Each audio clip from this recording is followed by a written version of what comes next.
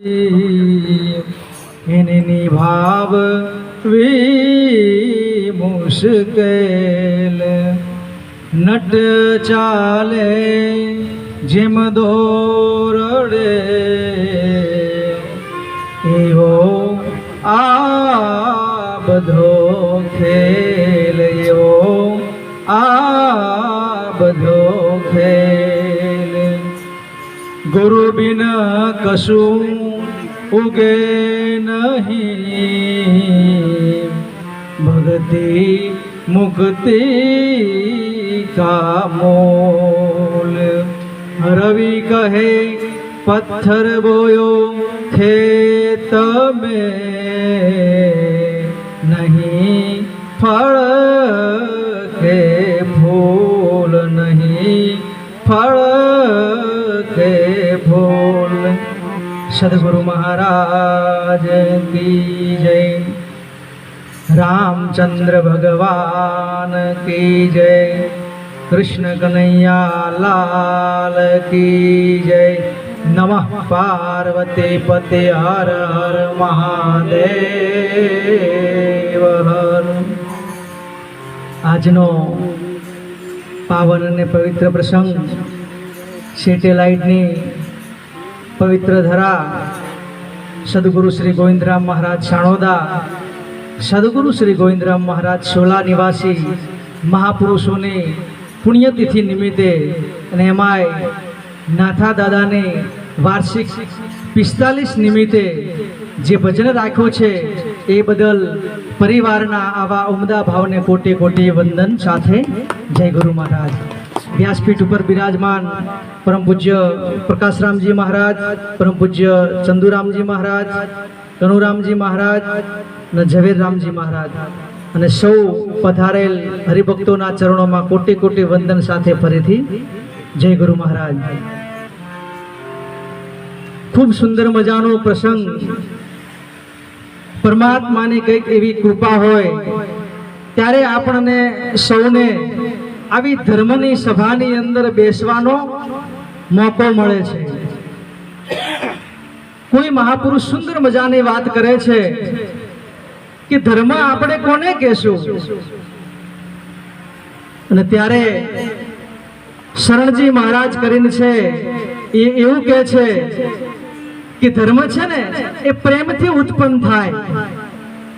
અને ત્યારે કોઈ હરિભક્ત કહે છે તો પ્રેમ પ્રગટે કઈ રીતે, અને ત્યારે શરણદાસજી મહારાજ કહે છે કે પ્રેમ છે ને એ સેવાથી ઉત્પન્ન થાય છે। પ્રેમ બે કારણથી ઉત્પન્ન થાય છે, એક પ્રેમ સેવાથી ઉત્પન્ન થાય છે અને બીજું છે ને એ ત્યાગથી ઉત્પન્ન થાય છે। એટલે અને આગળ મહાપુરુષોએ કીધું કે સેવા છે ને એ માતા છે અને ત્યાગ છે ને એ પિતા છે અને પ્રેમ છે ને એ પુત્ર છે। સેવા થકી અને ત્યાગ થકી પ્રેમ ઉત્પન્ન થાય છે। ત્યારે મહાપુરુષ કહે છે કે તમે એક દાખલો પણ જોઈ લેજો, કદાચ પ્રેમ પ્રેમ કોના ઉપર ન હોય।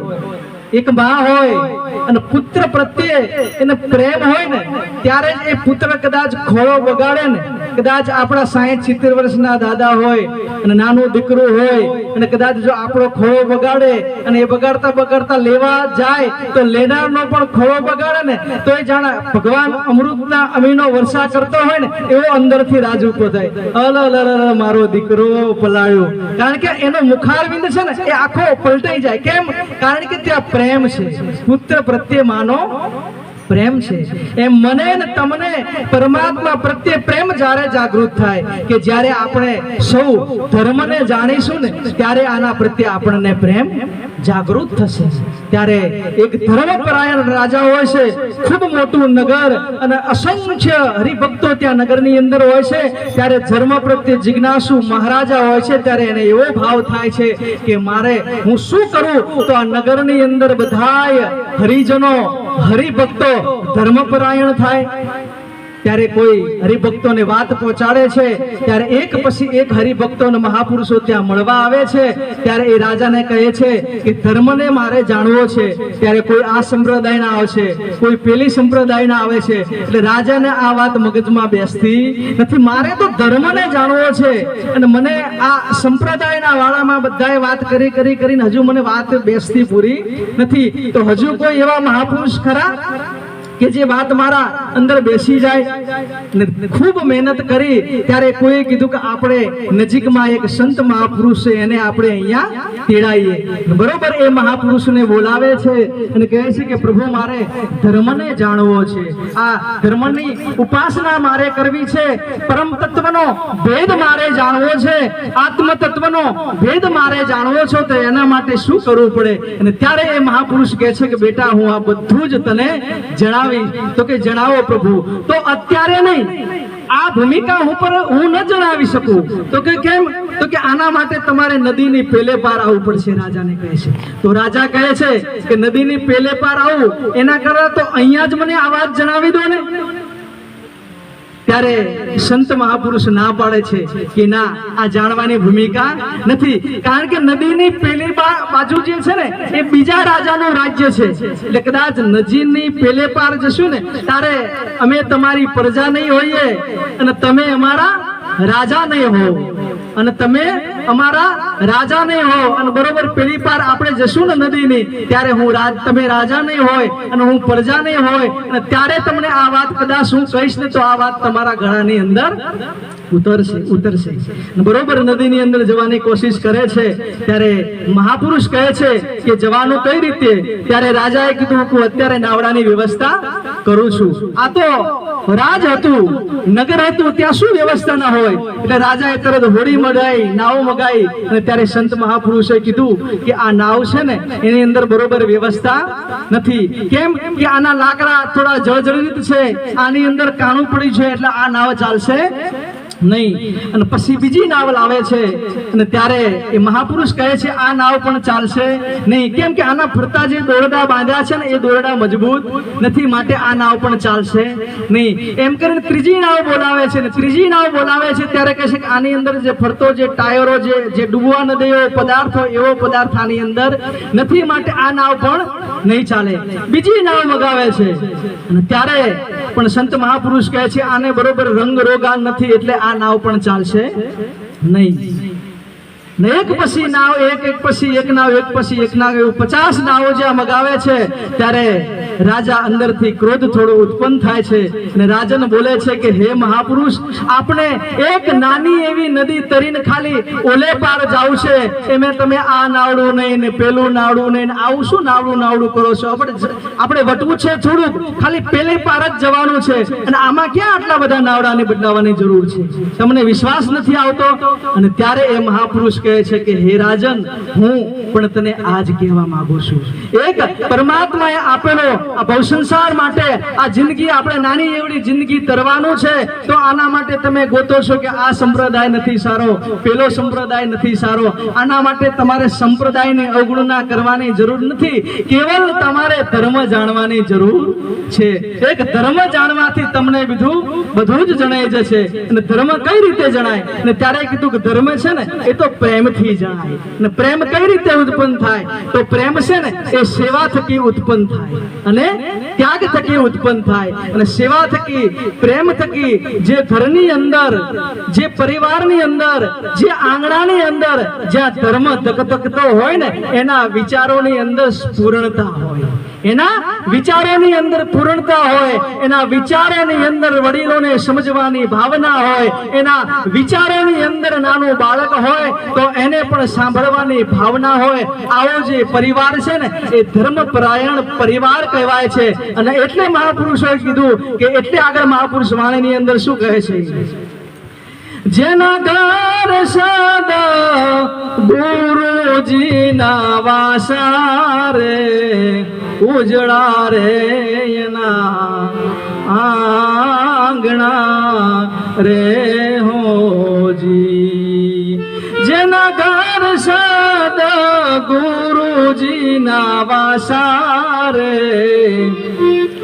ઉજળા રે એના આંગણા રે હોજી ગંગા ને યમુના વાલા વહે એના આંગણે રે જે યમુના ને જે ગંગા માના દર્શન કરવા માટે હજારો કિલોમીટર આપણે કાપીને જઈએ છીએ ને, પણ બાપ જે ધર્મ પરાયણ પરિવાર હોય ને એના ત્યાં ગંગા અને જમુના પણ એના ઘરમાં જવા માટે એ મહેનત કરતા હોય છે. એટલે શું કીધું? ગંગા અને યમુના વાલા વહે એના આંગણે જી ત્રિવેણી કરે છે એની આશા રે ઉજળા રે એના આંગણા રે હોજી જેના ઘર સદ ગુરુજીના વાસા રે ઉજળા રે એના આંગણા રે હોજી રીધિ ને સિદ્ધિ વાલા વસેના ઘરમાં જી શું કીધું મહાપુરુષે કે સેવાથી પ્રેમ ઉત્પન્ન થાય. એટલે જે પરિવારની અંદર સેવા રહેલી હોય, જે પરિવારની અંદર ધર્મ રહેલો હોય તો એની સેવાનો ભાવ કેવો હોય અને એનું સેવાનું ફળ પરમાત્મા આપે નહીં, એની વિચારધારા પણ બદલી નાખે. ગંગા અને યમુના જે ઘરની અંદર વહે છે કે કઈ રીતે, તો ધર્મની પરાયણ જો આપણે વાત કરીએ તો ગંગા અને યમુના છે ને એ આંતરિક શક્તિમાં વિચારો થકી આપણનામાં વહી રહી છે. કેમ કે કદાચ નાનો ભાઈ પણ મોટા ભાઈને કદાચ બે શબ્દ બોલે ને ત્યારે વિચારધારાની અંદર એને એવો અંતસ્કરણ થાય છે કે મારો નાનો ભાઈ જે પણ કહે છે ને એ મારા સારા માટે કહે છે, મારા પરિવારના હિત માટે કહે છે. એટલે વિચારોની અંદર જે ગંગા અને યમુના વહી રહી છે એ સદા સાર્થક અને સત્યતા માટે વહી રહી છે. અને એથી આગળ શું કીધું? રીધિ ને સિદ્ધિ વાલા વહે એના આંગણે રે રીધિ ને સિદ્ધિ વાલા રહે એના ઘરમાં રે અન્નપૂર્ણા એ કરે નહીં પગ ત્યાંથી પાસા રે ઉજળા રે જેના આંગણા રે ઓજી જેના ઘર સદ ગુરુજીના વાસા રે ઉજળા રે જેના આંગણા રે તીરથ સખડાવલા આવે એને ગોતતા રે તીરથ એ સખડાવલા યજી આવે એને ગોતતા રે તીરથ પણ એને ગોતતા આવે. કેમ? આજનો જીવતો અને જાગતો દાખલો જે આજના દિવસની હું વાત કરું કે સવારે લગભગ 11-11:30 વાગે ઉજાલાથી નીકળ્યો એટલે સાણંદ ચોકડીથી મારે આમ શાંતિપુરા બાજુ જવાનું હતું અને બરોબર ત્યાંથી વળાંક વળ્યો એટલે સામે મને એક ભગવાન દેખાણા. માતાજી હતા, કપડાનું કોઈ ઠેકાણું નહીં, ખબર નહીં કેટલા વર્ષથી ન આયા હોય. એમને કપડા પહેર્યા હતા એ શિકણીકરણના કપડા અને કપડા અને એનો મુખ અને એના વાળ બધું એક જ કલરનો જાણે પદાર્થ દોટો જતો હોય ને એવું વાતાવરણ બરોબર સજાયું. અને બરોબર એમની સામે જોયું ને તો ફટાફટ દોટ મૂકી હાથમાં બાટલો લઈને રોડથી પેલો રોડ બરોબર ઓળાંગતા હતા. અને આ દ્રશ્ય હું નજર સામે જોતો હતો અને ગાડી લઈને બરોબર એ વટી ગયો અને તરત મને કાને શબ્દ પડ્યા કે આપણા સુધીરભાઈ અને ભરતભાઈ કહે છે કે ગમે ત્યાં કોઈ આવા ભગવાન દેખાય ને તો અમને જાણ કરજો. ત્યાંથી નીકળી ગયો અને પછી એ વિચાર ગુંજતો રહ્યો. એટલે અંદરથી મને એવો ભાવ થયો કે લાવો ખરેખર આ કાર્ય કરવું જોઈએ. એટલે એલજે કોલેજના 4 રસ્તાથી હું પાછો આવ્યો અને સરખેજ ચોકડી વળીને બરોબર ઉજાલા બાજુ ગયો અને ત્યાં બંને બાજુ આઈસરના ઢગલા રહેશે ને એ વચ્ચે એ ભગવાન જઈને બેઠા અને પ્લાસ્ટિકની કોથળીનો ઢગલો કરી અને વીણીને કંઈક પદાર્થ ખાતા હતા અને દૂરથી મેં જોયા એટલે તરત મેં શૈલેષભાઈને ફોન કર્યો. શૈલેષભાઈ ભરતભાઈને ફોન કર્યો એટલે 5 નહીં પણ ફક્ત 10 મિનિટ થઈ ને તો ત્યાં તરત દોડીને પહોંચી ગયા અને પછી એમને બરોબર નજીક ગયા એટલે ના કે મારે નથી આવું. બીજા કોઈને કીધું કે મને આમનાથી છોડાવો ને પ્રભુ, મને આમનાથી છોડાવો ને, આમને કયો ને મને ના લઈ જાય. પણ પછી કીધું કે પ્રભુ અમે તમારા માટે આયા છીએ અને તમારું કંઈક સારું થાય ને, તમારું કંઈક ભલું થાય ને એના માટે અમે આયા છીએ. અને બરોબર આવું કહી અને બરોબર સમજાય અને બીજા એક બાજુમાં બેન હતા એમનો સહારો લીધો કે તમે આમનું બાવડું પકડીને આ બેનને ગાડીમાં બેસાડી દો. બરોબર ગાડીમાં બેસાડી દીધા. પછી હું ભરતભાઈ અને શૈલેષભાઈ ત્રણેય બગોદરા જે મંગલ મંદિર માનવ પરિવાર જે ટ્રસ્ટ છે ત્યાં જઈ અને પછી એ બેનને ત્યાં મૂકી દીધા. અને મૂકી દીધા એટલે એમને પોતાને પણ એટલો બધો આનંદ થયો કે ખરેખર એમના સામું જોઈ અને બરોબર દરવાજો ખોલીને જ્યાં બધા 10-15 બહેનો બેઠા હતા ને એમના ભેગું એમને ધક્કો મારીને બેસાડી દીધા. અને બરોબર થોડે દૂર અમે જઈ અને બરોબર ત્યાં આયા ને તો એકા બીજું પેલા વેવાણ ભેગા થયા હોય ને જેમ વાતો કરતા હોય ને એમ એ બેન છે ને એ પેલા બેન જોડે વાતો કરવા માંડી ગયા. પછી પેલું આખું વાતાવરણ અને આખું દ્રશ્ય કંઈક અલગ જ સર્જાણું. વિચાર કરો, નિસ્વાર્થ ભાવે સેવાનો ભાવ જ્યારે ભીતરમાંથી ઉત્પન્ન થાય અને એમાંથી જે અદ્ભુત સેવા જે અમીનો વર્ષા થાય એવી સેવા જ્યારે થાય કે જે કાગળિયા વીણતો હોય એના શરીરની એને પરવા ન હોય, એના દ્રષ્ટિની એને પરવા ન હોય અને આવા દિશાહીનને જ્યારે દિશા બતાવીએ ને બાપ ત્યારે એ પરમાત્માના આશીર્વાદ લેવા ન પડે એ તો એની મેળે મળી જાય.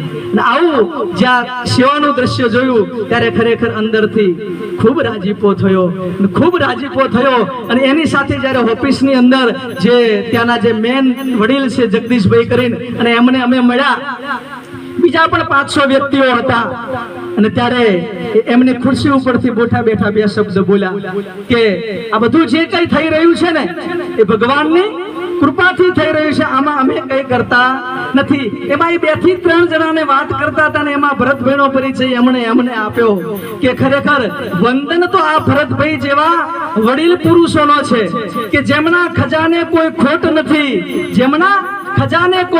નથી, પણ શરૂમાં એમની મુલાકાત થઈ ત્યારે હું પણ એમને ઓળખી નતો શક્યો. એક તૂટલી ફૂટલી વાન હતી અને એ વાનની અંદર એસીની પણ સગવડ નહીં અને એવી વાન લઈને આ જ્યારે એ પહેલી વખત એમને જોયા ત્યારે એમ થયું કે આ કોઈક સાધારણ માણસ હશે, પણ એમની અંદર સેવાના અમને અદ્ભુત દર્શન થયા છે ને. તો આવા સેવાભાવી વડીલોના કારણે આ સેવાનો સ્તંભ ઉભો છે એમ કરીને ઊભા થઈને એ ભરતભાઈને છે ને પગે લાગ્યા. અને ત્યારે મને એમ થયું ખરેખર ધન્ય છે ભરતભાઈના માતા પિતાને અને ધન્ય છે આવા સદગુરુના દરબારને. અને ત્યારે કહી શકાય, શું કહી શકાય, જેના ઘરે સદા ગુરુજીના વાસા રે ઉજળા રે એના આંગણા રે હોજી. અને ત્યારે જ કહી શકાય ને, શું કહી શકાય, તીર્થ સગડા વાલા ભૂતયના ઘરાને રે. જે તીર્થના દર્શન કરવા માટે જે પરમાત્મા જે જગ્યાએ આયોટ્યા છે, રમ્યા છે, જ્યાં કર્મ કર્યું છે એ ભૂમિના દર્શન કરવા માટે હું તમે ત્યાં દોડીએ છીએ. પણ એવા તીર્થ પણ આવા હરિભક્તોને ગોતે છે કે એ ક્યાં છે. તીર્થ સગડા વાલા ગોતે આવા ઘરાને રે અને પરમ તત્વ કરે છે ત્યાં આવા પ્રકાશા રે ઉજળા રે જેના આંગણા રે હોજી. જેના ઘરે સદા ગુરુજીના વાસા રે ઉજળા રે જેના આંગણા રે હોજી. અને એ વ્યવસ્થાની અંદર જ્યારે આજે મુલાકાત થઈ ત્યારે ખરેખર ખારે રે સમુદ્રમાં મીઠી એક વીરડી. ખારા સમુદ્રમાં ખારું જ હોય બધું, પણ મીઠી વીરડી ન દેખાય. પણ મીઠી વીરડી છે ને એવા અનુભવથી દેખાય. એમ ત્યાં એ સમુદ્ર જેવી સેવાની અંદર મને એક મીઠી વીરડી દેખાણી. શું વીરડી દેખાણી? કે ભરતભાઈએ જ્યારે કીધું ને ત્યારે ખબર પડી કે જેનું હાલવાનું ઠેકાણું નહીં, જેનું ટાલવાનું ઠેકાણું નહીં, જેના વસ્ત્રના ઠેકાણું નહીં, જેનું ચિત્તનું ઠેકાણું નહીં, જેની માનસિક અવસ્થાનું ઠેકાણું નહીં, અને એવાના હાથ પકડીને જબરજસ્તીથી બેસાડીને પછી ત્યાં લઈ જવામાં આવે છે. અને લઈ ગયા પછી એ વાતાવરણની અંદર, એ માહોલની અંદર પરમાત્માને ત્યાં અસીમ કૃપા છે. તો ત્યાં કેવા દર્શન થયા? બરોબર જ્યાં એન્ટ્રી થઈ ત્યાં ગેટ ઉપર સિક્યુરિટી બેઠા હતા, અને એ પણ માથામાં મુંડન જેવું હતું. ભરતભાઈ કે આ પણ ભગવાન છે. એટલે આજે પેલો ગાંડોલા હતા ને એ છે પણ ભગવાન છે. રસોડમાં ગયા તો સાંજના જમવાની તૈયારી ચાલતી. આવડું મોટું મશીન લોટનો પીંડો બાંધે, અને મશીન ચાલુ કરીને પીંડો બાંધતા હતા એ પણ ભગવાન. જે અસ્થિર મગજના હતા, પણ આજે શું કરે છે? જે અસ્થિર મગજના હતા, જે આવા હરિભક્તોની સેવા થકી ત્યાં પહોંચ્યા છે, પણ પરમાત્માની એવી કૃપા છે કે આજે એ પણ સેવા કરતા થયા છે. અને બરોબર 8 થી 10 જણા ત્યાં શાક સુધારે તો એ પણ ભગવાન. એક બાજુ લસણ ફોલતા હતા 2 જણા તો એ પણ ભગવાન. અને કોલ્ડ સ્ટોરેજ જ્યાં ખોલ્યું મોટું, અમે ઘણા બધા બટાકા, રીંગણા, આટલું બધું શાકભાજી ખોલ્યું હતું. ને બરોબર આમ કરીને જ્યાં ખોલ્યું ને મને એમ કે ખાલી શાકભાજી જ હશે, પણ શાકભાજી જોવા માટે બરોબર દરવાજો ખોલ્યો ને ત્યાં અંદર ભગવાન બેઠા બેઠા ખરાબ બટાકા હોય ને એ દૂર કાઢતા હતા. એટલે સાફ સફાઈ કરે એ પણ ભગવાન. અને એથી વિશેષ એ ભાઈએ પણ કીધું કે ભરતભાઈ ખરેખર તમને તો ધન્યવાદ છે. તો કે કેમ? કે અમારી આ 400 જણાનું રસોઈ બનાવવા માટે કેટલો ખર્ચ થાય, પણ તમે એક જે અહીંયા જે ભગવાન અહીંયા મોકલેલા ને, તો આજે અમારા જે 450-500 માણસોની રસોઈ છે ને એ પણ આ ભગવાન કરે છે. તો એ રસોઈ બનાવવા વાળા પણ ભગવાન, સાફ સુફ કરવા વાળા પણ ભગવાન. એટલે ત્યાં જવાથી આવી આંગળી ચીંધવાથી તેના શરીરમાં પણ સ્વસ્થતા આવે છે, અને તેના માનસિકમાં પણ સ્વસ્થતા આવે છે. તો આ કઈ પરમાત્માની કૃપા વગર થઈ શકે નહીં. તો પરમાત્માની આવી આંગળી ચીંધવાની જો કદાચ કૃપા જો થતી હોય તો એના આશીર્વાદ આપણે પરમાત્મા જોડે માંગવા ન પડે, એ તો આપ મેળે મળી જાય. એટલે આવી અદ્ભુત સેવાને ફરી એકવાર જોરદાર તાળીઓના ગળગળાટથી વધાવીશું. બોલો સદગુરુ મહારાજ કી.